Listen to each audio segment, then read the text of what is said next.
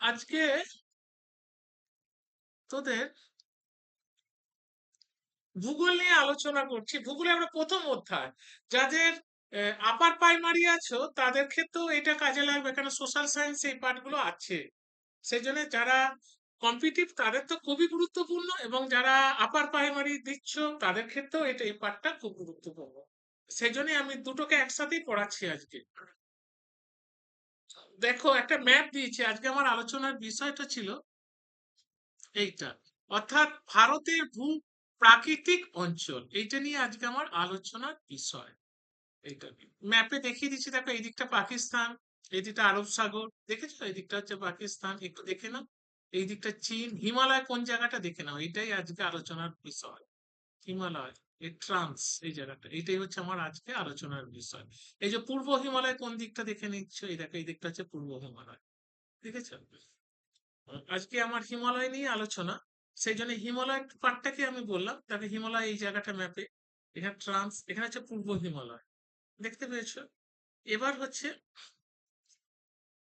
এটা হবে পার্বত্য অঞ্চল, এখানে মিনিংটা ভুল আছে, এটা হবে পার্বত্য, কয়াকা পার্বত্য অঞ্চল এটা হবে। ঠিক আছে, ঠিক আছে। এবার দেখো আমার আলোচনার বিষয়তে এবার ঢুকছি। এবার পুরো মাইন্ড ম্যাপ দিয়ে বোঝাচ্ছি, ডিটেলসটা পরে। দেখো, প্রথম যে আলোচনার বিষয়টা আমার আসছে সেটা হচ্ছে ভারতের ভূপ্রকৃতির অবস্থান ও প্রান্তিক বিন্দু। প্রথমে হচ্ছে অবস্থানটা দেখো, অবস্থান, এই যে দেখো অবস্থানটা দিয়েছে, যে অবস্থানের কথা বলেছে, এখানে বলে দিয়েছে দেখো, অক্ষাংশ অনুযায়ী উত্তর গোলার্ধ, এই যে ম্যাপে দেখিয়ে দিয়েছে দেখো উত্তর গোলার্ধ কোন জায়গাটা। আচ্ছা, দক্ষিণাংশ অনুযায়ী পূর্ব গোলার্ধ, সেটা কোথায় দেখিয়ে দিয়েছে দেখেছো? আমাদের ম্যাপটা তো এরকম, এইভাবে ভাগ করা যায়, উত্তর, দক্ষিণ, পূর্ব, পশ্চিম, ঠিক এইভাবে ভাগ করা যায়। তাহলে এই দিকটা হচ্ছে উত্তর গোলার্ধ। ম্যাপটাকে যদি এইভাবে ভাঙা হয়, ভাগ করা হয়, তাহলে এই পার্টটা হচ্ছে উত্তর গোলার্ধ, অক্ষাংশের অনুযায়ী উত্তর গোলার্ধ এটা। আর এই নিচের যে পার্টটা, এই দিকটা হচ্ছে তো পূর্ব গোলার্ধ, পূর্ব গোলার্ধ বুঝিয়ে দিয়েছে দেখো। এবার দেখো, আসছি উত্তরতম বিন্দু। হ্যাঁ, এই উত্তরতম বিন্দু এটা আলোচনা বিষয়, তার নাম হচ্ছে ইন্দিরা কোল। এর অবস্থান হচ্ছে জম্মু কাশ্মীরে। দেখো জম্মু কাশ্মীরে অবস্থান, জম্মু কাশ্মীরের যে জায়গাটা, এই জায়গাটা হচ্ছে জম্মু কাশ্মীর। এই যে এই জায়গাটা, এখানটা হচ্ছে জম্মু কাশ্মীর। এবার দেখো, আমি আলোচনার জায়গাটায় আসছি না, জম্মু কাশ্মীর। এবার সে দেখো এর জম্মু কাশ্মীর, এর ভৌগোলিক অবস্থান দেখো, এর ভৌগোলিক অবস্থান দেখো, হচ্ছে সালাতোরা পর্বতমালার উত্তরাংশ, সালাতোরা পর্বতমালার উত্তরাংশ হচ্ছে, উত্তরাংশটা হচ্ছে এই, এই দিকটা হচ্ছে সালাতোরা, এই দিক, এই দিকটা হচ্ছে সালাতোরা উত্তরাংশ। আচ্ছা, দক্ষিণে সিয়াচেন হিমবাহ, নিচের দিকটা সিয়াচেন হিমবাহ। আচ্ছা, উত্তরে, উত্তরাংশে, উত্তরে হচ্ছে ঊর্ধ্বক হিমবাহ, উত্তরে হচ্ছে ঊর্ধ্বক হিমবাহ, এই দিকটা হিমবাহ, এই দিকটা হচ্ছে হিমবাহ জায়গা।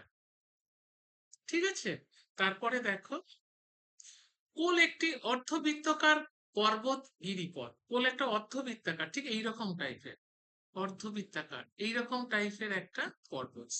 কোল, কোল একটি অর্ধবৃত্তাকার পর্বত গিরিপথ। স্থানীয় ভাবে একে বলা হয় লা, বলা হয় স্থানীয় ভাবে একে কি বলা হয়, লা বলা হয়। ঠিক আছে, তাহলে প্রথম হচ্ছে উত্তরতম বিন্দু যেটা, তার যে ভাগটা, সে ভাগটার মধ্যে সেটার নাম হচ্ছে, উত্তরতম বিন্দুটাকে বলা নাম হচ্ছে ইন্দিরা কোল, এটার নাম হচ্ছে ইন্দিরা কোল, এটা মাথায় ঢুকে যাচ্ছে। এটা অবস্থান কোথায়, জম্মু কাশ্মীরে এটার অবস্থান। এটাকে ভৌগোলিক তথ্য কি, উত্তরাংশ হচ্ছে সালাতোরা পর্বতমালা, দক্ষিণে হচ্ছে সিয়াচেন হিমবাহ, উত্তরে হচ্ছে উর্দক হিমবাহ। কোল হচ্ছে একটি অর্ধ বৃত্তাকার পর্বত গিরিপথ, অর্ধবৃত্তাকার একটা গিরিপথ। স্থানীয় ভাষা একে বলা হয় লা, বলা হয় স্থানীয় ভাষা একে কি বলা হয়, লা বলা হয়। তাহলে এইটুকু অংশ আশা করি কমপ্লিট হলো।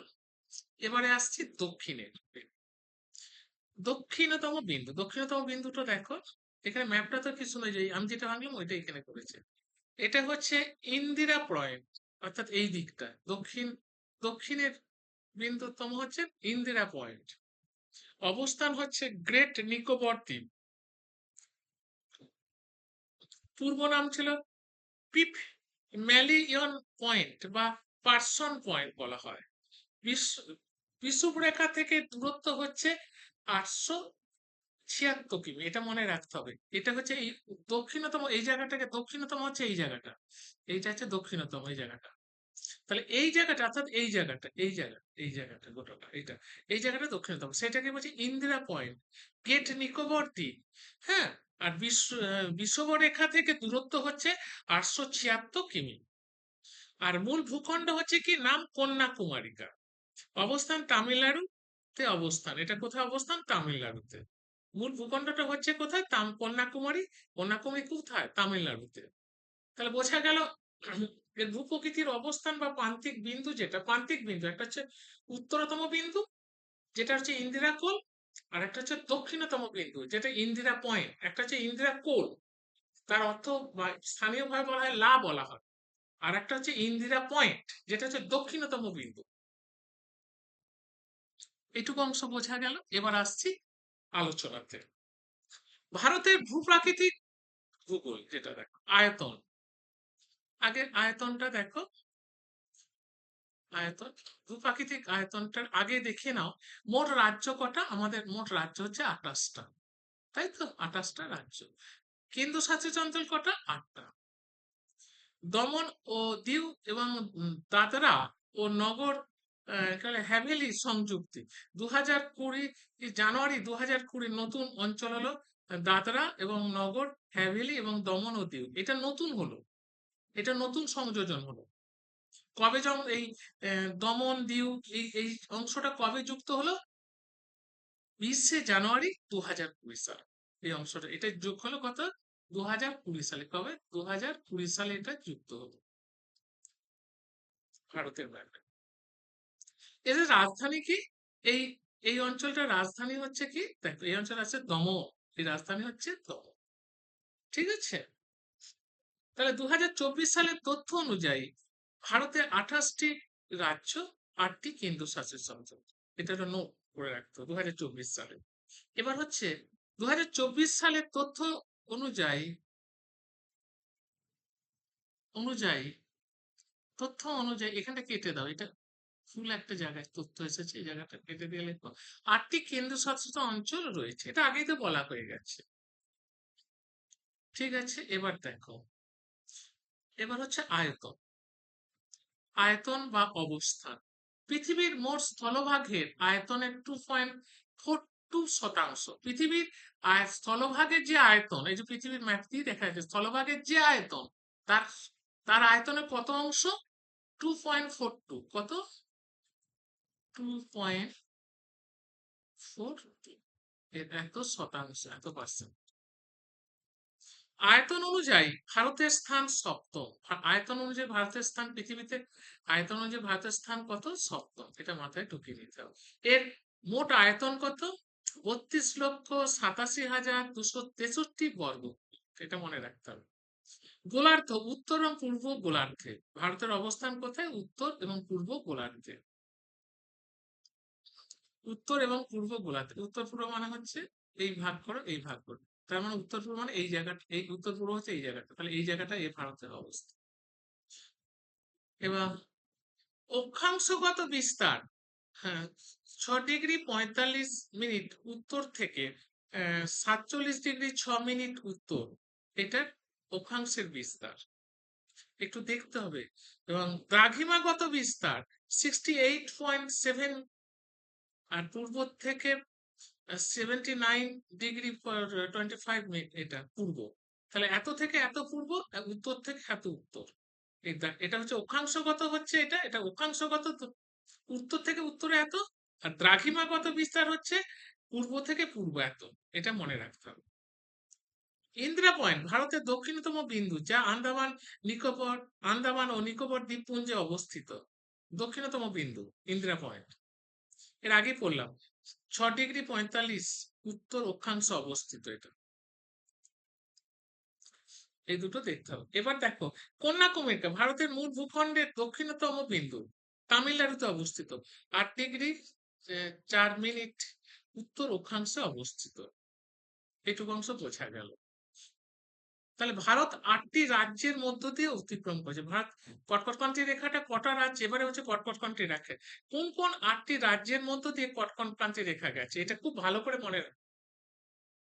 কটকটক্রান্তি রেখার মধ্য দিয়ে গেছে, দিয়ে গেছে, একটা গেছে মিজোরাম দিয়ে গেছে, একটা ত্রিপুরার মধ্য দিয়ে গেছে, পশ্চিমবঙ্গের মধ্য দিয়ে গেছে, ঝাড়গ্রামের মধ্য দিয়ে গেছে, ছত্তিশগড়ের মধ্য দিয়ে গেছে, মধ্যপ্রদেশের মধ্য দিয়ে গেছে, রাজস্থানের মধ্য দিয়ে গেছে, গুজরাটের মধ্য দিয়ে গেছে কটকটক্রান্তি রেখা। এটা কিন্তু খুব ভালো করে দেখতে হবে। যদি বলে ভারতের মোট কটি রাজ্যের মধ্য দিয়ে কটকটক্রান্তি রেখা গেছে, 8টি রাজ্যের মধ্য দিয়ে গেছে। ঠিক আছে, এরপরে পার্টে আমি আসছি। ভারতের ভৌগোলিক অবস্থান ও সময় ও সীমানা, এর পরের পয়েন্টে আসছি। এই জায়গাটা দেখো, প্রথমে হচ্ছে এখানটা সব থেকে ভালো হচ্ছে এই জায়গাটাকে বোঝাই, তারপর এই জায়গাটা আসছি। দাঘিমাতম বিস্তার, প্রান্তীয় দাঘিমা, পশ্চিমে গুজরাট, পূর্বে আন, এখানটা ভুল এসেছে, অরুণাচল, এটা ভুল আছে, এই জায়গাটা ভুল আছে, এটা হবে অরুণাচল প্রদেশ। মিন্টিং এসেছে, ঠিকই আসছে না কেন লেখা,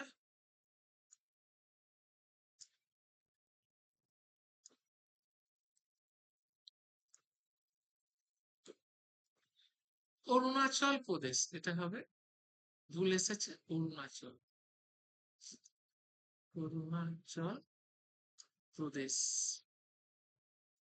হ্যাঁ, আচ্ছা। এবার দ্রাঘিমাগত পার্থক্য কত,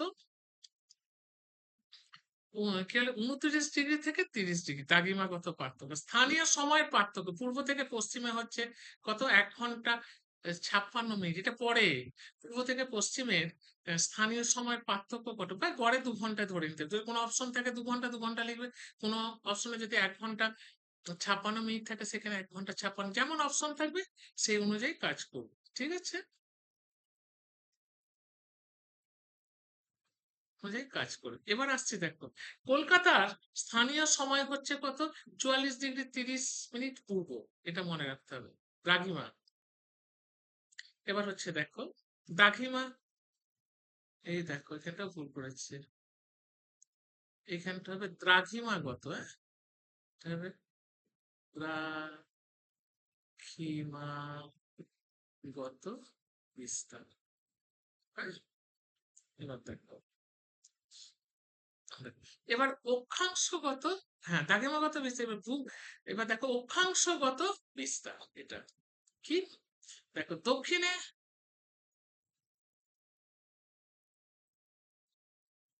এগুলো দেবার দরকার নেই, দক্ষিণাঞ্চল এটা, এটা আর এটা হচ্ছে এটা, এই অঞ্চল উত্তরে অঞ্চল, এটা ঠিক আছে। এবার দেখ অক্ষাংশগত প্রভাব, জমির ভাগ, হ্যাঁ জমির ভাগ, তারপর হচ্ছে হ্যাঁ এটা দরকার নেই, কণিকা মস্তক না করে এটাকে এটা কেটে দিয়ে এবার মাটি প্রকার, প্রাকৃতিক আবরণ, এটা আবরণ হবে, হ্যাঁ?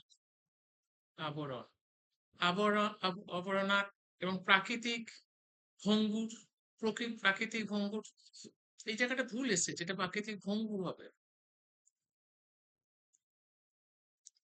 ঠিক আছে, এইটা ছেড়ে দাও, এটা আচ্ছা, এবার দেখো এই জায়গাটা, এবার হচ্ছে দেখো প্রমাণ সময়, মূল দাঘিমা হচ্ছে 42 ডিগ্রি 30 পূর্ব, এটা মনে রাখতে হবে। গুরুত্বপূর্ণ স্থান হচ্ছে কি, এই প্রমাণ সময় গুরুত্বপূর্ণ স্থান হচ্ছে মির্জাপুর উত্তরপ্রদেশে অবস্থিত, এলাহাবাদ, কোকনাথ, সোনহাট, এগুলো গুরুত্বপূর্ণ স্থান। অর্থাৎ প্রমাণ সময়, যেটা প্রমাণ সময় হচ্ছে উত্তরপ্রদেশের মির্জাপুর। ঠিক আছে, এটা হচ্ছে মির্জাপুর, এলাহাবাদ, কোকনাথ, সোনহাট, এগুলো। এবার দেখো গিনিস সময় থেকে এগিয়ে 5 ঘন্টা 30 মিনিট, আমাদের যে গিনিস যে সময় সেখান থেকে এগিয়ে 5 ঘন্টা 30 মিনিট। এবার দেখো পরিমাপ ও সীমানা, বিস্তার উত্তর দক্ষিণের বিস্তার হচ্ছে ৩,২১৪ কিমি। ৩,২০০ কিমি হচ্ছে উত্তর থেকে দক্ষিণে, অর্থাৎ এই দিক থেকে এই দিক এই দিক থেকে এই দিকে বিস্তারটা, অর্থাৎ এই দিক থেকে এই দিকে বিস্তারটা হলো এত। পূর্ব থেকে পশ্চিমে এই দিক থেকে এই দিকে বিস্তারটা হচ্ছে কত? ২,৯৩৩। এটা হচ্ছে ২,৯৩৩ কিমি, কিলোমিটার। আর এই দিকটা হচ্ছে কত?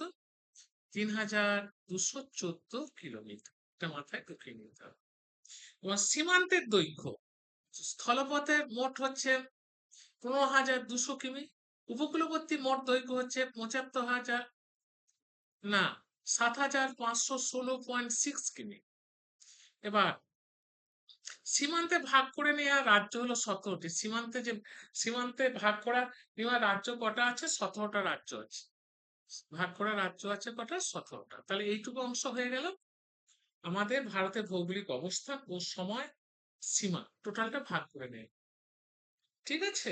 প্রান্তীয় দ্রাঘিমা বলেছে গুজরাট এবং পশ্চিমে পূর্বে হচ্ছে অরুণাচল প্রদেশ। এবং দ্রাঘিমাগত পার্থক্য কত? ২৯ থেকে ৩০ ডিগ্রি। স্থানীয় সময়ের পার্থক্য কত? পূর্ব থেকে পশ্চিমে ২ ঘন্টার মতো, ১ ঘন্টা ৫৬ মিনিট। গুরুত্বপূর্ণ দ্রাঘিমা স্থানীয় সময় কত? ৪৪ ডিগ্রি ৩০ মিনিট পূর্ব। এগুলো দেখে নিতে হবে। এখান থেকে পরে বিস্তার এই জায়গাগুলো থেকে সব আসছে, এই জায়গাগুলো থেকে। এবার আসছে দেখো, এবার হচ্ছে ভারতের প্রতিবেশী যে সমস্ত দেশসমূহের মধ্যে সীমান্ত স্পর্শ করেছে, সীমান্তগুলো যে সমস্ত ইয়েতে স্পর্শ করেছে। প্রথম হচ্ছে বাংলাদেশ। এই সীমান্তের দৈর্ঘ্য হচ্ছে ৪,৯০০ আহ, আহ, চার আহ, ৪,০০০ ৪,০০০ কি বলে ৯৬ কিমি। এর বৃহত্তম সীমান্ত দৈর্ঘ্য সব থেকে। সে কোথা দিয়ে গেছে? পশ্চিমবঙ্গ, আসাম, মেঘালয়, ত্রিপুরা, মিজোরাম এর মধ্য দিয়ে গেছে। এবার হচ্ছে চীন, ৩,৪৮৮ কিমি। কার মধ্যে দিয়ে, কোথা দিয়ে মধ্যে দৈর্ঘ্যটা? লাদাখ, হিমাচল প্রদেশ, লাদাখ, হিমাচল প্রদেশ, উত্তরাখণ্ড, সিকিম, অরুণাচল প্রদেশ এটা। পাকিস্তান ৩,৩২৩ কিমি। এবার জম্মু কাশ্মীর, পাঞ্জাব, রাজস্থান, গুজরাট, লাদাখ। এবার নেপাল, মানে এক একটা দেশের সঙ্গে যে সীমানা সেইটার কোন কোন জায়গার সঙ্গে কভার করেছে সেটা বলছে, কত কিলোমিটার সেটা বলেছে, তার দৈর্ঘ্যটা, সীমান্তের দৈর্ঘ্য। নেপাল হচ্ছে ১,৭৫১ কিমি। সিকিম, পশ্চিমবঙ্গ, বিহার, উত্তরপ্রদেশ, উত্তরাখণ্ড। মায়ানমার ১,৬৪৩ কিমি। অরুণাচল প্রদেশ, নাগাল্যান্ড, মণিপুর, মিজোরাম। ভুটান ৬৯৯ কিমি, সব থেকে মানে সব থেকে আফগানিস্তান সীমান্ত সব থেকে ছোট। আর সব থেকে বড় হচ্ছে বাংলাদেশ। বাংলাদেশ হচ্ছে সব থেকে সীমান্ত অঞ্চল, সব থেকে বড়। অরুণাচল প্রদেশ, আসাম, পশ্চিমবঙ্গ, সিকিম। আর আফগানিস্তানের হচ্ছে লাদাখ। ঠিক আছে, এরপর আসছি দেখো, এগুলো পরে এই জায়গাগুলোতে আসেই না। দেখো, প্রধান ভূপ্রাকৃতিক বিভাগের প্রধান চ্যানেল বা প্রণালী সমূহ, এটা এবার আলোচনার বিষয়। নিকোবর ও সুমাত্রা বা নিকোবর ও ইন্দোনেশিয়ার কত? ৬ ডিগ্রি চ্যানেল। ৬ ডিগ্রি চ্যানেল কোনটা? তখন এই অপশনটা দিয়ে দিল। ছোট আন্দামান বা কার নিকোবর, হ্যাঁ নিকোবর হচ্ছে ১০ ডিগ্রি চ্যানেল। মিনিকয় এবং লাক্ষাদ্বীপ ৯ ডিগ্রি। মালদ্বীপ ও মিনিকয় হচ্ছে ৮ ডিগ্রি। ভারত ও শ্রীলঙ্কার মধ্যে মান্নার উপসাগর ও পাক প্রণালী। আচ্ছা, রামেশ্বরম দ্বীপপুঞ্জ এবং ভারতের মূল ভূখণ্ড হচ্ছে পম্বন চ্যানেল। আন্দামান ও কোকো দ্বীপপুঞ্জ হচ্ছে কোকো চ্যানেল। এগুলো একটু দেখতে হবে। এবার হচ্ছে দেখো, হুম, পৃথিবীর সমাক্ষরেখা বা মধ্যরেখা সমূহ, এটা একটু খুব ভালো করে দেখতে হবে। বলছে ২৩ ডিগ্রি ৩০ মিনিট উত্তর কটকটকান্টা রেখা ভারতের মধ্যভাগ দিয়ে অতিক্রম করেছে। এই কটকটকান্টা রেখাটা কোথা দিয়ে গেছে? ভারতের মধ্যভাগ দিয়ে প্রবাহিত হয়েছে। এর অবস্থা বুঝতে পেরেছো? বিবরণটা দেখেছো কি সুন্দর ভাগ করা আছে। ৩৭ ডিগ্রি, দেখো ৩৭ ডিগ্রি এবার দেখো 37°6' উত্তর, তাই তো? আমার এইটা এলো, এইটা হলো, এবার এটা আসছি। এটা উত্তরতম সামক্ষ অর্থাৎ ইন্দিরা কোল, লাদাখকে বলা হয় ইন্দিরা কোল। এবার আসছি 8°4' উত্তর, দক্ষিণতম রেখা ভারতীয় ভূভাগে কন্যাকুমারিকা, এটা মনে রাখতে হবে। 6°45' উত্তর, দক্ষিণতম বিন্দু ভারত ইন্দিরা পয়েন্ট, এই মাত্র করলাম, আন্দামান নিকোবর দ্বীপপুঞ্জ। 68°7' পূর্ব, পশ্চিমতম দাখিমা গুজরাটের মাথার। 97°25' পূর্ব, পূর্বতম দাখিমা অরুণাচল প্রদেশের কিবুথু। 42°30' পূর্ব, ভারতের মূল মধ্যরেখার মির্জাপুর দিয়ে অতিক্রম করেছে। এইগুলো একটু দেখতে হবে, এগুলো একটু দেখতে হবে। এবার আসছে দেখো কয়েকটি তথ্য। দেখো এইটা পরে, এখান থেকে একটা কোশ্চেন প্রতি বছর আসছে সমস্ত পরীক্ষাতে, খুললেই দেখবে প্রিভিয়াস কোশ্চেন যদি খোলো, দেখো আসছে প্রিভিয়াস কোশ্চেন আসছেই এটা থেকে। এটা এবার ভিভিআই, স্টার দিয়ে দিলাম। প্রথম হচ্ছে ভারত ও পাকিস্তানের সীমারেখাকে কি বলা হয়? র্যাডক্লিফ লাইন বলা হয়, এটা একটা পয়েন্ট। ভারত ও চীনের রেখার মধ্যে ম্যাকমোহন লাইন। ভারত ও আফগানিস্তানের মধ্যে সীমারেখা ডুরাল লাইন। ভারতের ক্ষুদ্রতম প্রতিবেশী দেশ, এই জায়গাটা থেকে একটা কোশ্চেন আসছে, এইটুকু অংশ, এইটুকু অংশ থেকে। এবার হচ্ছে মালদ্বীপ, ভারতের দক্ষিণতম বিন্দু ইন্দিরা পয়েন্ট, এই মাত্র পড়লাম। মূল স্থলভাগের দক্ষিণতম স্থান কন্যাকুমারী। অঙ্গরাজ্যগুলির মধ্যে সর্বাধিক উপকূল হচ্ছে গুজরাট। কেন্দ্রীয় শাসিত অঞ্চলগুলির মধ্যে সর্বাধিক উপকূল হচ্ছে আন্দামান নিকোবর দ্বীপপুঞ্জ। ঠিক আছে, এই জায়গাগুলো একটু দেখবে। এবার আসছি আমাদের আলোচনার বিষয়, আমাদের যে ভূভাগ, হ্যাঁ, আমাদের বৈচিত্র্য অনুযায়ী দুটো ভাগে ভাগ করা, একটা হিমালয় আর একটা মালভূমি, তাই তো? এবার আমাদের দেখো, প্রথম আসছে হিমালয় সৃষ্টির কারণ, কিভাবে হিমালয়টা সৃষ্টি হলো। সৃষ্টির কারণ একটা হচ্ছে, দেখো পাত,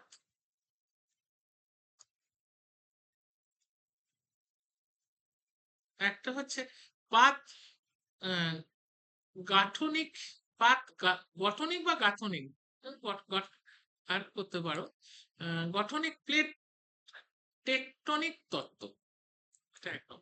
সেটা কি? ভারতীয় পাতের উত্তরমুখী গতি এশিয়া পাতের সঙ্গে সংঘর্ষ, অর্থাৎ ভারতের পাতের সঙ্গে এশিয়া পাতের একটা সংঘর্ষ, ভাঁজ পর্বতমালা, এই যে দুটো সংঘর্ষ হয়ে গেল একটা ভাঁজের সৃষ্টি হলো।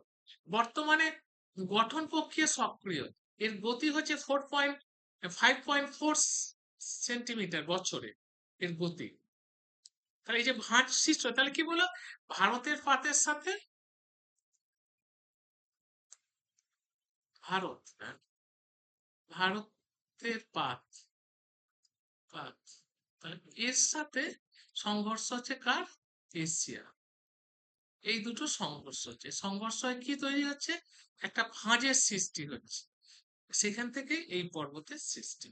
আচ্ছা দেখো, তারপরে হিমালয়ের ভাব বিভক্তির গঠন। প্রথম আন্দোলন হিমাদ্রি, দ্বিতীয় আন্দোলন হিমাচল, তৃতীয় আন্দোলন শিবালিক, এটা মনে রাখতে হবে। বর্তমান প্রাসঙ্গিকতা, বর্তমান প্রাসঙ্গিকতা কি? হিমালয়ের উত্থান এখনো চলছে ভূমিকম্পের প্রবণতা অঞ্চলে, তাহলে যেখানে ভূমিকম্প, হিমালয়ের পাশাপাশি এখন ভূমিকম্প হচ্ছে। তার দেখো, যেমন হচ্ছে 1993-তে লাতুর ভূমিকম্পে হয়েছিল, তাহলে দেখো এখনো হিমালয়ের ভূমিকম্পের ফলে তার উত্থান এখনো করছে।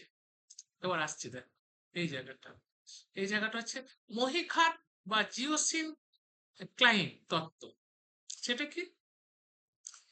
টেথিস সাগর প্রায় 12 কোটি বছর আগে, টার্সিয়ারি যুগে। এবার হচ্ছে হ্যাঁ, Angara land, Angara, Angara land, এটা এটা কিছু না, আঙ্গার ল্যান্ড উত্তরে, এবং গন্ডোয়ানা ল্যান্ড দক্ষিণে। এবার হচ্ছে পলিরাশির সঞ্চার হয়। এই যে সংঘর্ষের ফলে আস্তে আস্তে কি হয়, তার ফলে আস্তে আস্তে এই টেথিস সাগরে আস্তে আস্তে টার্সিয়ারি যুগের 12 কোটি বছর আগে আস্তে আস্তে পলি সঞ্চার হতে হতে এটা সৃষ্টি হয়। এইটা একটা তত্ত্ব।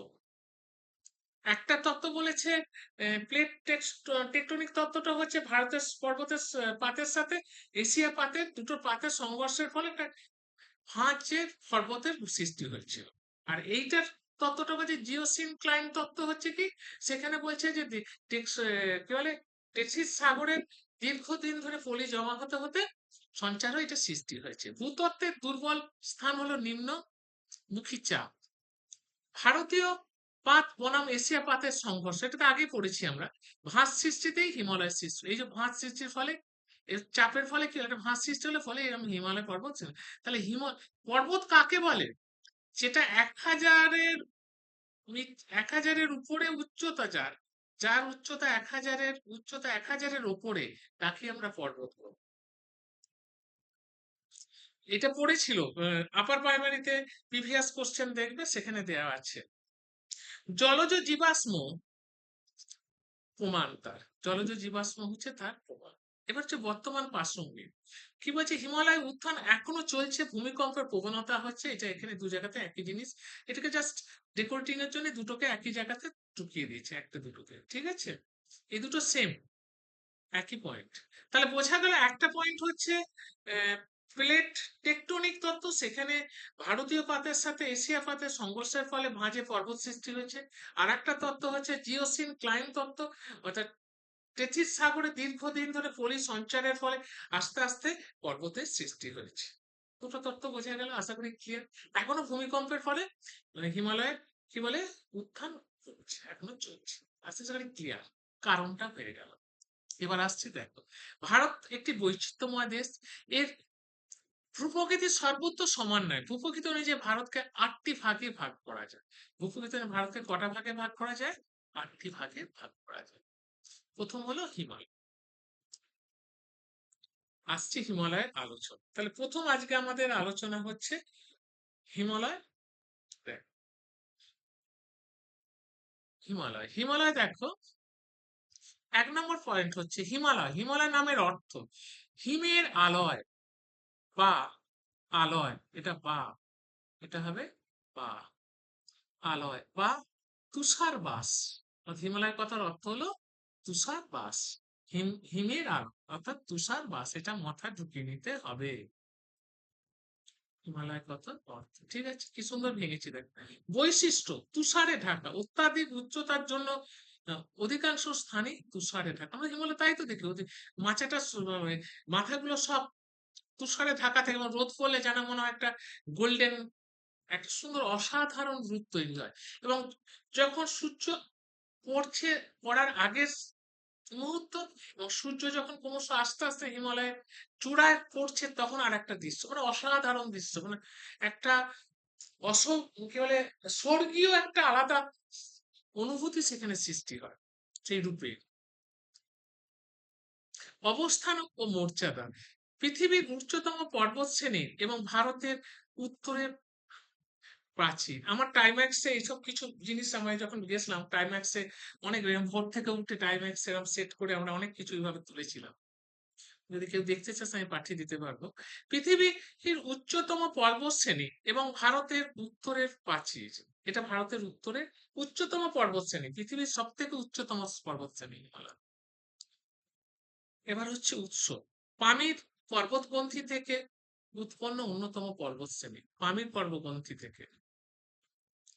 এবার হচ্ছে ধরন বা আন্তর্জাতিক পর্বতশ্রেণী, হিমালয় একটি আন্তর্জাতিক পর্বতশ্রেণী, এটা পৃথিবীর উচ্চতম আন্তর্জাতিক এবং বিস্তৃতি ও দেশ, 70% ভারতে, 30% পাকিস্তান, নেপাল, ভুটান ও চীনের মধ্যে। তাহলে 70% ভারতে, আর 30% হচ্ছে পাকিস্তান, নেপাল, ভুটান, চীনের মধ্যে অবস্থিত, 4টি দেশের মধ্যে অবস্থিত 30%। বুঝতে পেরেছো? এটা মাথায় রাখতে হবে। হিমালয় তাহলে বুঝতে পারলে এই পার্টটা। উত্তর পার্বত্য অঞ্চলে ভারতের উত্তরে প্রাচীর ন্যায় দণ্ডায়মান আছে, হিমালয় দেখছে, আবার উত্তরে প্রাচীরের ন্যায় দণ্ডায়মান আছে।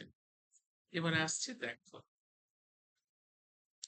এই দিকটা দেখ, আন্তর্জাতিক, এটা আন্তর্জাতিক পর্বত শ্রেণী, এর বিস্তার এইটুকু আছে, সীমারেখা। এবার হচ্ছে সীমারেখা, এই রেখাটা দেখো সীমারেখাটা।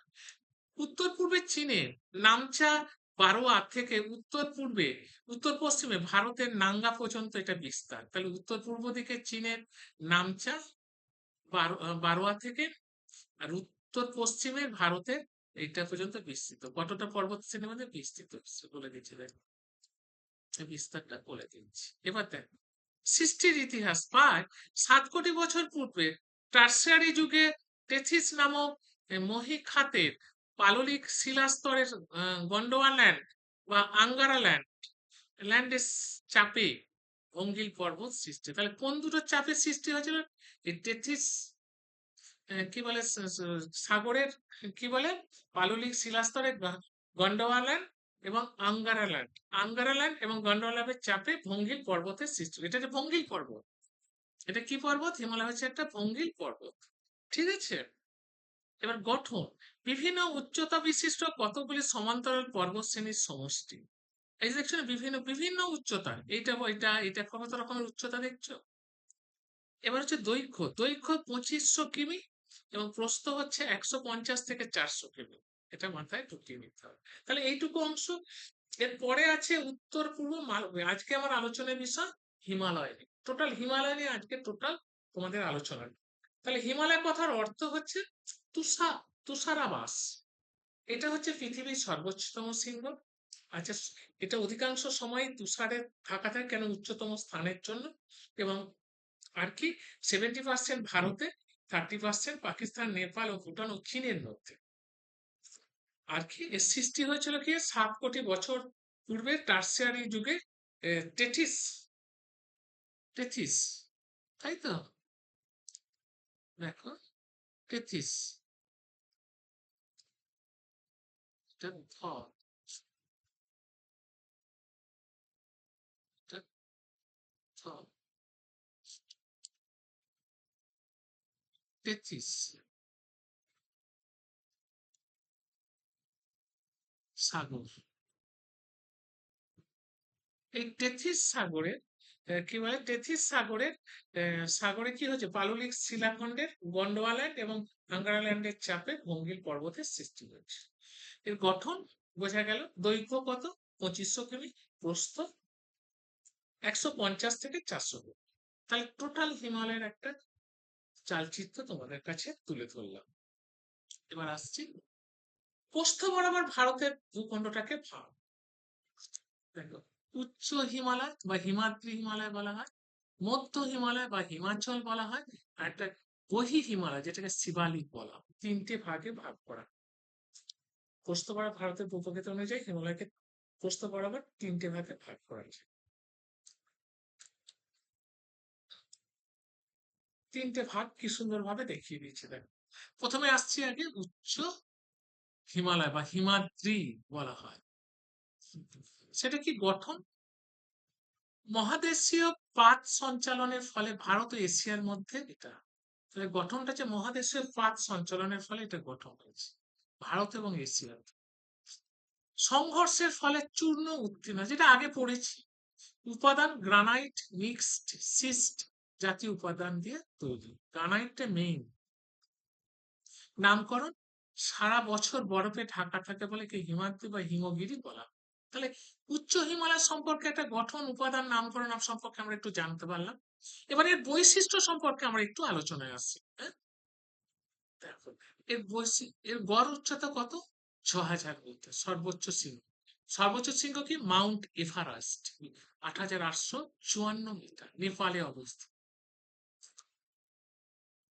সর্বোচ্চ শৃঙ্গ কে কে? এছাড়াও সর্বোচ্চ শৃঙ্গ কে কে? কাঞ্চনজঙ্ঘা ভারতের সর্বোচ্চ শৃঙ্গ। কাঞ্চনজঙ্ঘার রূপ রে অসাধারণ, আমরা অনেক কাছ থেকে একে পেয়েছি। এবারে সান্দাকাফর গেছিলাম, ওখান থেকে আরো আরো কাছে, মনে হচ্ছে না হাত বাড়ালেই ছুটে চলে যাবো। কাঞ্চনজঙ্ঘা আমরা অনেক জায়গা থেকেই দেখেছি কাঞ্চনজঙ্ঘাকে। রিংঝিম বলে একটা জায়গায় গ্রামে ছিলাম যেখানে আহ, ওখানকার স্থানীয় আদিবাসীদের মোটামুটি 250 জনের বাস, একটা গ্রাম, পাহাড়ি গ্রাম। সেখানে একটা হোমস্টেতে ছিলাম। সেখান থেকেও কাঞ্চনজঙ্ঘাকে রূপ দেখেছি, আলাদা রূপ। কিন্তু এখানে যখন গেলাম, আহ সান্দাকফে গেলাম, তখন কিন্তু তার একবারে মনে হচ্ছে যে হাত বাড়ালেই চলে আসছে কাঞ্চনজঙ্ঘা, এত অপূর্ব রূপ। প্রতিটা জায়গা থেকেই কাঞ্চনজঙ্ঘার ওই পাহাড়গুলোর রূপ এক এক রকম। আর বিশেষ করে সকালে যখন আস্তে আস্তে সূর্যের আলো পড়ছে, তার রূপের ছটা যে কি মানে কোনোভাবেই ব্যাখ্যা করা যায় না। ধবলগিরি 8172 মিটার। অন্নপূর্ণা বেশ কেন অনেকেই যায়, 8078 মিটার। নন্দা দেবী 7815 মিটার। আমাদের ইচ্ছা আছে অন্নপূর্ণা যাওয়ার, জানি না কি হয়। এবং প্রস্থ পায়, এই এই হিমাদ্রির টোটালটার প্রস্থটা প্রায় 25 কিলোমিটার। তাহলে আমরা এইটুকুটাকে কি পেলাম? এর গঠন পেলাম, এর উপাদান পেলাম, এর নামকরণ পেলাম, এর সর্বোচ্চ শৃঙ্গ হচ্ছে মাউন্ট এভারেস্ট। তারপরে আরো অন্যান্য সর্বোচ্চ শৃঙ্গ, এখানে করলাম অন্যান্য সর্বোচ্চ শৃঙ্গ, তাহলে আরো ভালো হবে। অন্যান্য অন্যান্য সর্বোচ্চ শৃঙ্গ কাঞ্চনজঙ্ঘা, ধবলগিরি, অন্নপূর্ণা, নন্দা দেবী, ঠিক আছে। এবার হচ্ছে মধ্য হিমালয় বা হিমাচল, দ্বিতীয় ভাগ। এবার আসছে দ্বিতীয় ভাগ। গঠন হিমাদ্রির তৈরির পর, মানে আগে এটা তৈরি হয়েছে, তারপরে এটা তৈরি হচ্ছে। এর উচ্চতা এর উচ্চতা 1500 থেকে 5000 মিটার। প্রস্থ 60 থেকে 80 কিলোমিটার। উল্লেখযোগ্য পর্বতশ্রেণী পীরপঞ্জাল, ধৌলধর এবং মহাভারত। এগুলো হচ্ছে উচ্চতম পর্বত আর হিমাচল। বোঝা গেল? এবার আসছি বহির হিমালয় বা শিবালিক। সেটা কি? দেখো এর গঠন, শিবালিকের গঠন দেখো। হ্যাঁ, গঠন দেখো। উচ্চ, মধ্য, মধ্য, মধ্য। হ্যাঁ, দুবার মধ্য হয়ে গেছে, একটা মধ্য হবে। মধ্য হিমালয় থেকে নদীগুলির মাধ্যমে নুড়ি, পলি ও শিলা গঠিত হয়। উচ্চ ও মধ্য হিমালয় থেকে নদীগুলির মাধ্যমে নুড়ি, পলি, শিলা দিয়ে এই কি বলে শিবালিকটা গঠিত হয়। আর কি? পাদদেশে জমা হয় গঠন। এই যে পাদদেশের ছবি দেখেছি, পাদদেশে জমা হচ্ছে আস্তে, এগুলো জমা হয়ে হয়ে কি হচ্ছে, পাহাড়ে তৈরি হচ্ছে। পাত সঞ্চালনের সময় উদিত হয়ে ছোট ছোট পাহাড় তৈরি। পাত যখন সঞ্চালন হয়, এই নুড়ি, পলি, শিলা এগুলো কি করে সঞ্চালনের চাপে আস্তে আস্তে কি হয়, পাহাড়, ছোট ছোট পাহাড় তৈরি। শিবালিক, এর গড় উচ্চতা কত? 300 থেকে 1500 মিটার। এর প্রস্থ 10 থেকে 15 কিলোমিটার। তাহলে তিনটে পেলাম, একটা পেলাম হিমাদ্রি, তার গঠন, উপাদান, নামকরণ পেলাম, তার সর্বোচ্চ শৃঙ্গ বা অন্যান্য সর্বোচ্চ শৃঙ্গগুলো পেলাম। তারপরে মধ্য হিমালয় বা হিমাচল পেলাম, তার গঠন, উচ্চতা, প্রস্থ এবং উল্লেখযোগ্য পর্বতশ্রেণী পেলাম। আর হচ্ছে শিবালিক, শিবালিকটা কি পেলাম? তার গঠন পেলাম, এদিকে বৈশিষ্ট্য পেলাম। এবার আসছি দৈর্ঘ্য বরাবর হিমাচলের ভাব। দৈর্ঘ্য বরাবর হিমাচলের ভাব। এই ম্যাপগুলো যদি তোমরা, এই মাইন্ড ম্যাপগুলো ভিডিওটা পাঠিয়ে দেবো, মাইন্ড ম্যাপগুলো যদি তোমরা ভালো করে দেখো, আর কিচ্ছু পড়ার দরকার নেই, মাইন্ড ম্যাপ থেকেই মুখস্থ হয়ে যাবে। আর এখান থেকেই কোশ্চেন, ডিটেলসটা দেবো, কিন্তু মাইন্ড ম্যাপটা যে যত ভালোভাবে মনে রাখতে পারবে। দৈর্ঘ্য বরাবর পশ্চিম থেকে পূর্ব দিকে হিমালয়ের যে তিনটি ভাগে ভাগ করা যায় দৈর্ঘ্য বরাবর। এবার হচ্ছে হিমালয়কে কি বরাবর, আগে যে প্রস্থ বরাবর আলোচনা হলো, এবার দৈর্ঘ্য বরাবর হিমালয়কে পশ্চিম থেকে পূর্বে ভাগ। দেখো, দেখো কি কি ভাগ। একটা হচ্ছে পশ্চিম হিমালয়, আর একটা হচ্ছে মধ্য হিমালয়, এই মাঝখানটা, এই মাঝখানটাকে বলা হচ্ছে মধ্য হিমালয়। এই জায়গাটাকে, এখানটা নেপাল, সিকিম, দার্জিলিং এগুলো পড়ে যাচ্ছে। পশ্চিম হিমালয় কোন দিকটা পড়ে যাচ্ছে? এই যে লাদাখ, কাশ্মীর, উত্তরাখণ্ড, হিমাচল প্রদেশ, এটা পড়ে যাচ্ছে। আর হচ্ছে পূর্ব হিমালয়, পূর্ব হিমালয় কোনটা? এই পাঁচটা পড়ে যাচ্ছে, অরুণাচল প্রদেশ, মণিপুর, মিজোরাম। হ্যাঁ, এই জায়গাটা পড়ে যাচ্ছে। দেখতে পাচ্ছি এটা দৈর্ঘ্য বরাবর। আগেরটা পড়ালাম কি, প্রস্থ বরাবর। আশা করি ক্লিয়ার।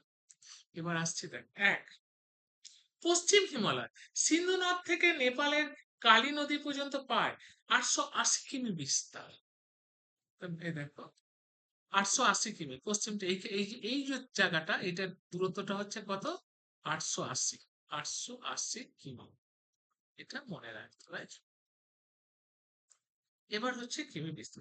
এখানে লাদাখ, কাশ্মীর, পাঞ্জাব, হিমাচল প্রদেশ, উত্তরাখণ্ড জুড়ে রয়েছে। আমি এইমাত্র বললাম আমরা এটা। এবার আসছি পশ্চিম হিমাচল নিয়ে আলোচনা।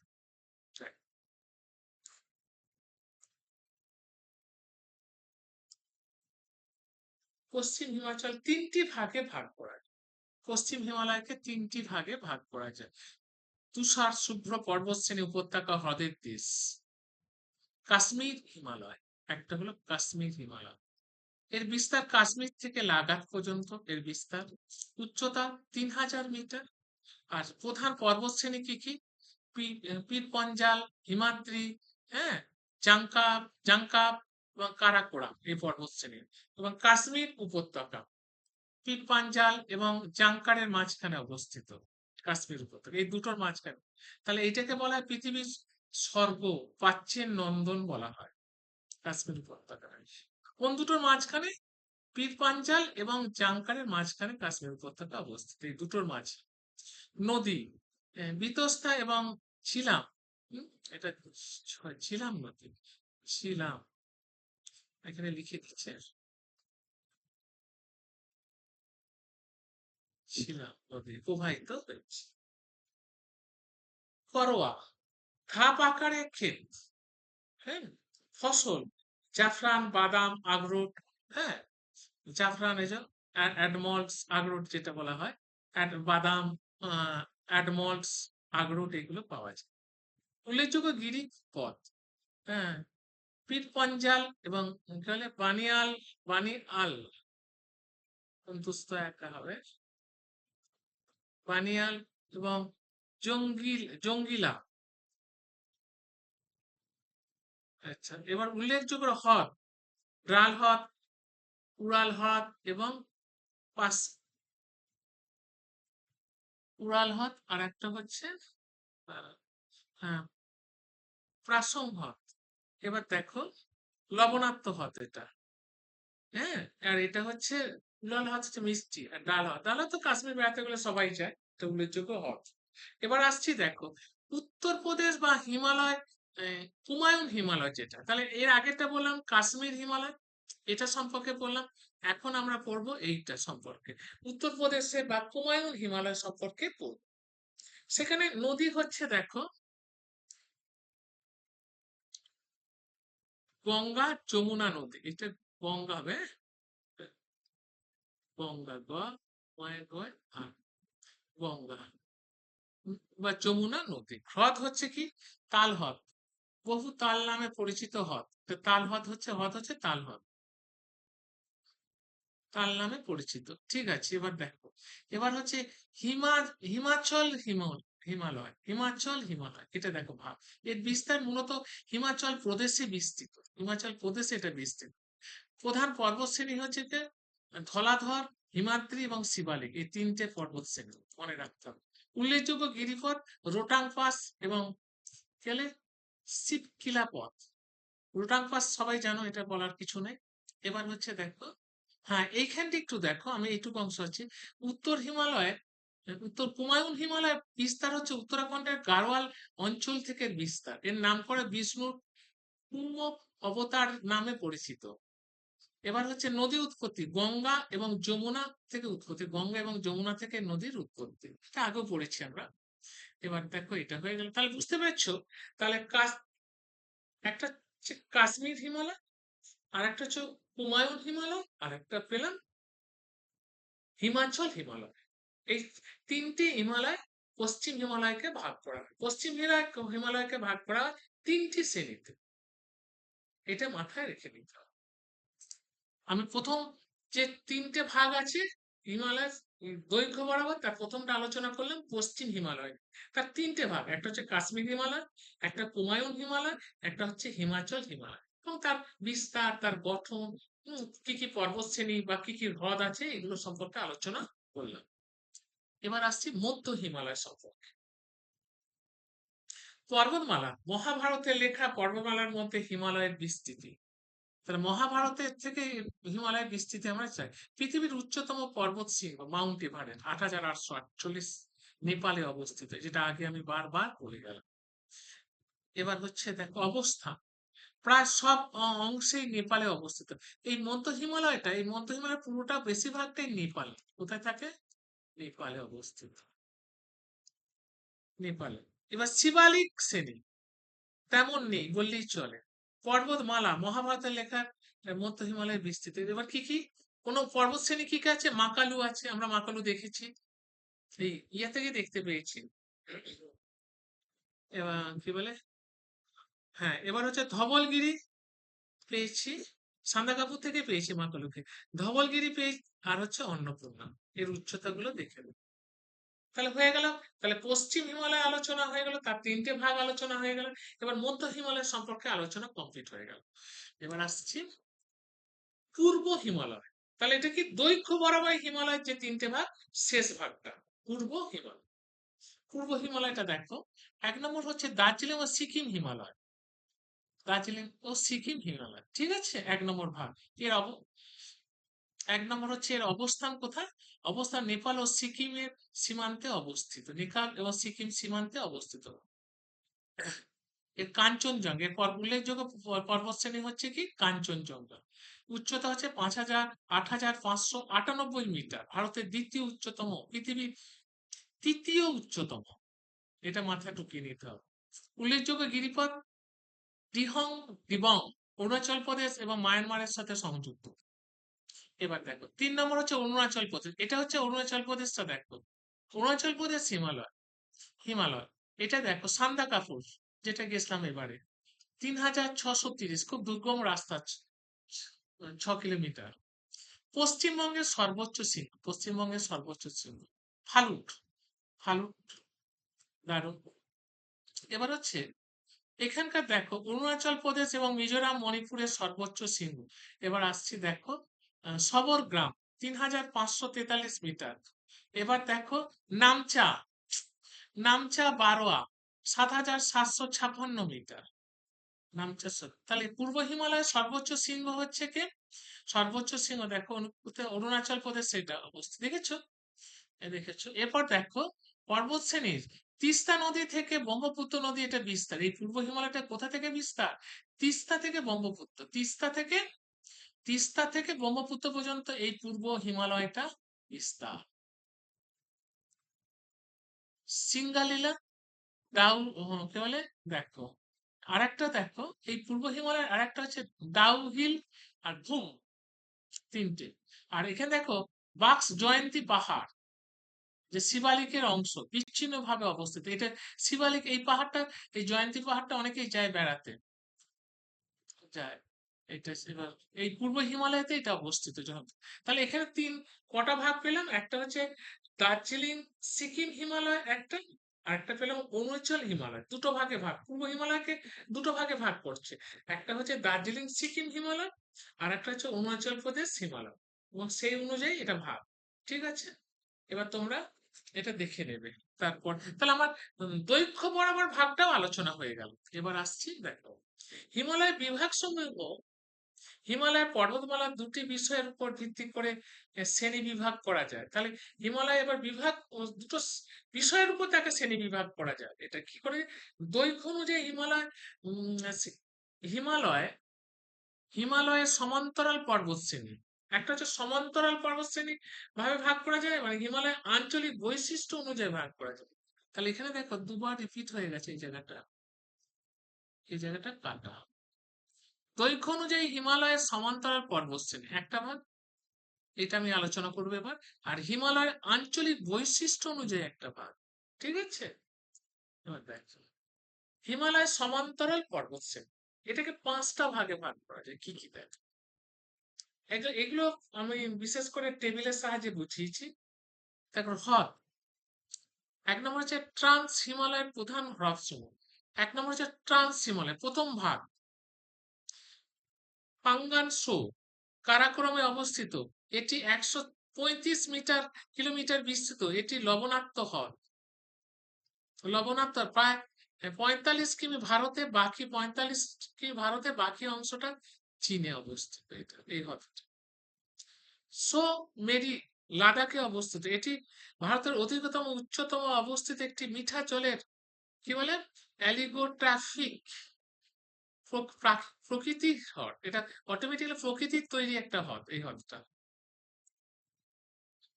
এটা তাহলে প্রথম ভাগটা কি বলল, ট্রান্স হিমালয়ের প্রধান হ্রদগুলো সম্পর্কে, ট্রান্স হিমালয় সম্পর্কে এবং তার হিমালয়ের প্রধান হ্রদগুলো সম্পর্কে আলোচনা করলাম।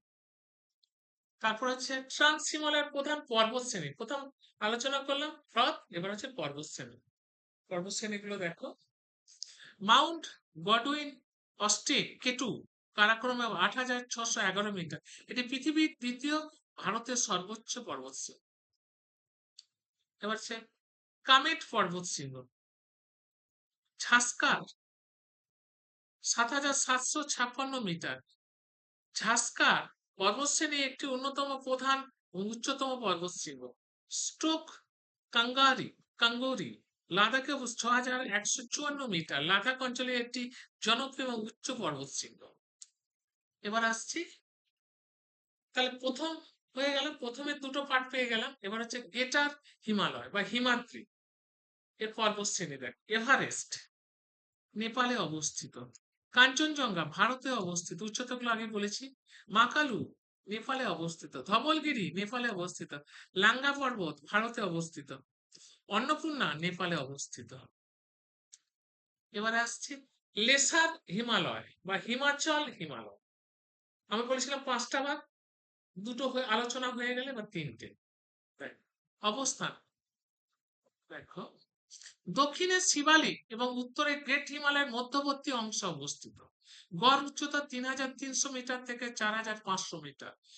প্রধান পর্বতশ্রেণী পীর পাঞ্জাল, ধৌলাধর, মুসৌরি, নাগটিব্বা এবং মহাভারতের পর্বতশ্রেণী অবস্থিত। বিখ্যাত উপত্যকা কাশ্মীর উপত্যকা, কুলু, কাংড়া, লাহুল, স্পিতি, লাহুল স্পিতি ভ্যালি, যেটা স্পিতি অসাধারণ, এবং কাঠমান্ডু উপত্যকা। এখানেই স্পিতি ভ্যালিতেই আছে পৃথিবীর সর্বোচ্চ ডাকঘর এবং জীবন্ত মমি আছে এখানে, যেতেই পড়ে এই জায়গাগুলো। প্রধান নদী সমূহ কিষান গঙ্গা, চিনাব। গুরুত্বপূর্ণ গিরিপথ পীর পাঞ্জাল, গোলাপঘর এবং বানিহাল গিরিপথ। তৃণভূমি কাশ্মীরের মার্গ, গুলমার্গ, সোনমার্গ এবং উত্তরাখণ্ডে বুগিয়াল এবং পেয়ার তৃণভূমি। এবার বিশেষ মৃত্তিকা কারেওয়াস এবং জাফরান চাষের জন্য বিখ্যাত হিমবাহী এটা। তাহলে বলছি এই হিমালয় সব থেকে বেশি জাফরান তৈরি। এবার আসছি ৪ নম্বর পয়েন্ট, শিবালিক পর্বতশ্রেণী। অবস্থান হিমালয়ের দক্ষিণতম এবং সর্ববহিস্থ প্রান্তীয় পর্বতশ্রেণী। গড় উচ্চতা ৯০০ মিটার থেকে ১২০০ মিটার। আঞ্চলিক নাম জম্বু পাহাড়, আঞ্চলিক নাম শিবালিক পর্বতশ্রেণী, আঞ্চলিক নাম টাফলা, মিরি, আবর, হ্যাঁ, মিসমি পাহাড়। উত্তরাখণ্ডে পরিচিত টুন্ডা এবং থুয়া পর্বতশ্রেণী। ভূপ্রকৃতি শিবালিক ও মধ্য হিমালয়ের মাঝখানে অনুদৈর্ঘ্য উপত্যকা, পশ্চিমে দুন বা দেরাদুন, পূর্বে ডুয়াস। এইখানে এই দেরাদুনের ডুয়াস উপত্যকা এখানে এই শিবালিক পর্বতশ্রেণী। এবার আসছে লাস্ট পূর্বাঞ্চল বা পূর্বের পার্বত্য অঞ্চল। ভৌগোলিক অবস্থান টিহাং গিরিখাত পেরোনোর পর হিমালয়ের দক্ষিণ দিকে বেঁকে যে অর্ধচন্দ্রাকৃতি পাহাড় তৈরি হয় সেটাই বলছে আঞ্চলিক বসে এই পাহাড়গুলি উত্তরাংশ পশ্চিম দিকে ঢালু হয়ে গেছে, নেমে গেছে। প্রধান পর্বত সীমান্ত পাটকাই বুম অরুণাচল প্রদেশ বা মায়ানমারের মধ্যে আন্তর্জাতিক সীমানা তৈরি করেছে। তাহলে এই জিনিসটা কার সীমানা তৈরি করছে, আন্তর্জাতিক সীমানা অরুণাচল প্রদেশ এবং মায়ানমারের মধ্যে এই সীমানা তৈরি করেছে এটা পাটকাই বুম। উত্তরের উচ্চভূমি দাফাবো উচ্চতা বলে দিয়েছে। সর্বোচ্চ শৃঙ্গ নাগাল্যান্ড সরামতি, আর হচ্ছে সর্বোচ্চ শৃঙ্গ মিজোরাম সাওয়াংপুই, ব্লু মাউন্টেন বা নীল পর্বত নামে পরিচিত। কাকে নীল পর্বত, নীল পর্বত বা ব্লু মাউন্টেন কোথায় অবস্থিত? মিজোরামে, এটা বলে দিতে হবে। এর উচ্চতা কত? 2157। এটা মনে রাখতে হবে একটুখানি, তাহলেই হবে। ঠিক আছে, এরপর আসছি হিমালয়ের আঞ্চলিক বিভাগ। তাহলে একটা প্রথমটা পড়েছিল সমান্তরাল ভাবে ভাগ, তার 5টা ভাগ আলোচনা করলাম।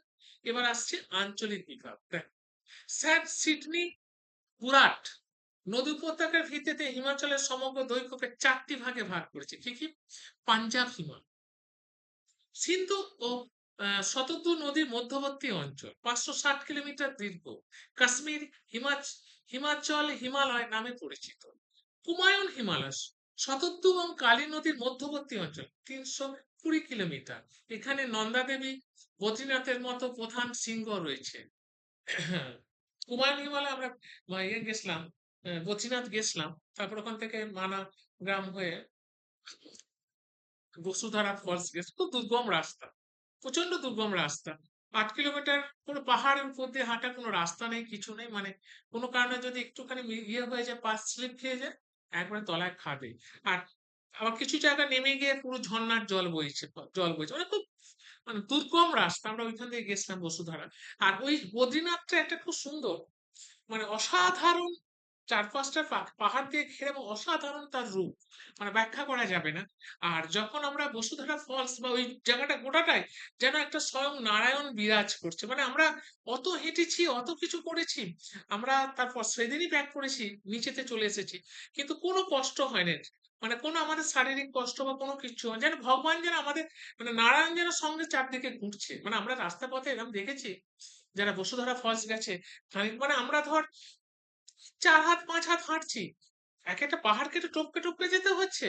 সে এক একটা পাহাড় যখন টপকাচ্ছি, মানে 4 হাত 5 হাত করে যাওয়ার পরে মানে বুকে চাপ লাগছে, শ্বাসকষ্ট হচ্ছে। মানে এরকম দেখেছি রাস্তার মাঝে অনেকে বসে পড়েছে সেই বসুধারা ফলস নাকি যেতে, মানে ওখানে প্রবাদ আছে, যারা পাপি তাপি সেখানে নাকি ওখানে যেতে পারেনি। ওখানে ওই পথ দিয়ে পঞ্চপাণ্ডবরা গেছিল। আমাদের ইচ্ছা আছে ওখান থেকে, ওইখানে ওই বসুধারা ফলস পেরিয়ে পঞ্চপাণ্ডবরা আরো দুর্গম রাস্তা ধরে গেছিল, বেস ক্যাম্প করে থাকতে হয়। আমরা চেষ্টা আছে ওটা ওই দিকটাও আমাদের যাওয়ার। এবং নেপাল হিমালয়, কালী বা তিস্তা নদীর মধ্যবর্তী অঞ্চল। ঠিক আছে, আসাম হিমালয়, আসাম হিমালয়টা দেখো, আসাম হিমালয় তিস্তা এবং দিহাং নদীর মধ্যবর্তী অংশ হতে, নামচা, বারোয়া বা কুলা কাংড়ি এই অঞ্চলের প্রধান শৃঙ্গ। এটা মাথায় রাখতে হবে, এই জায়গাটা একটু পড়তে হবে। এবার আসছে এটারই ভৌগোলিক বিভাজনটা দেখিয়ে দিয়েছি, দেখো এটাকে বুঝতে, এটাকে মাইন্ড ম্যাপ করে বুঝিয়েছি। এই যে পশ্চিমে দেখো অবস্থান পাঞ্জাব হিমালয়, এই যে পাঞ্জাব হিমালয়, এর অবস্থান পশ্চিম প্রান্তে অবস্থিত 560 কিলোমিটার জুড়ে। এর অন্যতম হলো কাশ্মীর হিমালয় বা হিমাচল হিমালয়। পর্বত শৃঙ্গগুলো বলে দিয়েছি দেখো, জাংকার পর্বতশ্রেণী, পীর পাঞ্জাল পর্বতশ্রেণী, শিবালিক পর্বতশ্রেণী, লাদাখ, হ্যাঁ ধৌলাধর পর্বতশ্রেণী এগুলো। হুমায়ুন হিমালয় উচ্চ, সাধারণ পাঞ্জাব হিমালয়, হিমালয়ের চেয়ে বেশি। গুরুত্বপূর্ণ শৃঙ্গ নন্দা দেবী, বদ্রীনাথ, কামেট, ত্রিশূল, কেদারনাথ, গঙ্গোত্রী এটা। পশ্চিমের প্রান্তীয় অঞ্চল গাড়োয়াল হিমালয়। এবার হচ্ছে 3 নেপাল হিমালয়, বিশ্বের কিছু উচ্চতম কি বলে শৃঙ্গগুলির একটি হিমালয় অন্তর্ভুক্ত। গুরুত্বপূর্ণ শৃঙ্গ মাউন্ট এভারেস্ট, কাঞ্চনজঙ্ঘা, লোৎসে, মাকালু, আহ, আহ, বলে ধৌলাগিরি, অন্নপূর্ণা। আসাম হিমালয়, এটি সিকিমের অরুণাচল প্রদেশের পর্যন্ত বিস্তৃত। এর নামচা, বারওয়া, কুলুক কাঙ্গারি এবং চামোলা এই পর্বতশ্রেণীগুলো এখানে অবস্থিত। তাহলে মনে গেল 4টে আমরা পেলাম, 4টে তাদের অবস্থান, তাদের পর্বতশ্রেণী এবং তাদের গুরুত্বপূর্ণ শৃঙ্গ, এগুলো সম্পর্কে, শৃঙ্গ সম্পর্কে বৈশিষ্ট্য, এগুলো সম্পর্কে আমরা আলোচনা করলাম। তাহলে দেখতে পাচ্ছ এইটুকু অংশ আমাদের আলোচনা হলো। এবার আসছি দেখো পূর্ব পশ্চিম হিমালয়ের মধ্যে পার্থক্য কি। খুব সুন্দর একটা জায়গা বোঝাচ্ছি। দেখো, এই অংশটি হিমালয়ের উচ্চতা ধীরে ধীরে এবং ক্রমাগত ভাবে বৃদ্ধি পেয়েছে। উচ্চতা ধীরে ধীরে ক্রমাগত, আর পূর্ব হিমালয় হচ্ছে এই অংশটি হিমালয়ের উচ্চতা হঠাৎ বা খারাপ ভাবে বৃদ্ধি পেয়েছে। এটা ধীরে ধীরে, এটা হচ্ছে কি ধীরে ধীরে, ধীরে স্কোয়ার করে দিলাম। এটা হচ্ছে হঠাৎ। হঠাৎ পশ্চিম হিমালয় অনেক বেশি চওড়া, এটা বেশি চওড়া, এটা তুলনামূলক কম। এটা বেশি চওড়া, এটা বেশি, এটা কম। দেখছো ভাগটা? এই আভা অনেক বেশি শীতল কঠোর, আর এখানকার আভা কম শীতল। এটা শীতল বেশি, আর এটা হচ্ছে শীতল কম। এটা মনে রাখতে হবে, ঠিক আছে? এবার কি, উত্তর পশ্চিম মৌসুমী বায়ুকে বাধা দেয় না, এর ফলে এখানে তুলনামূলকভাবে কম বৃষ্টি হয়, আবহাওয়া শুষ্ক থাকে। তাহলে আবহাওয়া কি হচ্ছে, শুষ্ক থাকে। শুষ্ক থাকে, আর এখানে বৃষ্টিপাত হলে আর্দ্র প্রকৃতি, এখানে হচ্ছে আর্দ্র। হিমালয়ের পশ্চিম হিমালয়ের উদাহরণ হলো গডউইন অস্টিন কেটু বা মাসের বাম ইত্যাদি। আর এর হচ্ছে কি মাউন্ট এভারেস্ট, হ্যাঁ, মাকালু, অন্নপূর্ণা ইত্যাদি। তাহলে বুঝতে পেরেছো, পার্থক্য গুলো করে দিয়েছি। তাহলে হিমালয় সম্পর্কে একটা টোটাল আলোচনা করে দিলাম। এর পরের দিন আরম্ভ করবো মালভূমি সৌধ। ঠিক আছে, টোটালটা যেটা বোঝালাম দেখতে পাচ্ছ। তাহলে এখানেই শেষ করছি। টোটালটা তাহলে তোমরা বুঝে গেছো। টোটালটা আমি বুঝিয়ে দিলাম। এই মাইন্ড ম্যাপটা থেকে তোমরা কিন্তু পড়তে না, আমি কিন্তু এরপরে টোটালটা যখন হিমালয় এবং এই পার্টটা পুরোটা যখন এই অধ্যায়টা শেষ হয়ে যাবে, আমি কিন্তু এটা থেকে প্রিভিয়াস কোশ্চেন নিয়ে পরীক্ষা নেবো। আমি এত খাটছি, দেখতে পাচ্ছ মাইন্ড ম্যাপ করা প্রচুর কষ্টকর। মানে পড়ে পড়ে তাকে মাইন্ড ম্যাপকে সাজানো খুব কষ্টকর। এই তোমরা যদি না পড়ো তাহলে এর মূল্য কিছু থাকবে না। এবার অধিকাংশটাই আমি চেষ্টা করবো মাইন্ড ম্যাপের সাহায্যে বোঝানো। তাহলে তোমাদেরও বুঝতে শুরু, কারণ ডিটেলিং বোঝানো যতটা বোধগম্য হয় কম, মাইন্ড ম্যাপে বোধগম্য খুব তাড়াতাড়ি হয়ে যায়। সেই জন্য মাইন্ড ম্যাপটাকে এবার সর্বোত্তমভাবে তোমাদেরকে বোঝাবো। এখানেই শেষ করছি। কালকে সময় থাকলে কাল অবশ্যই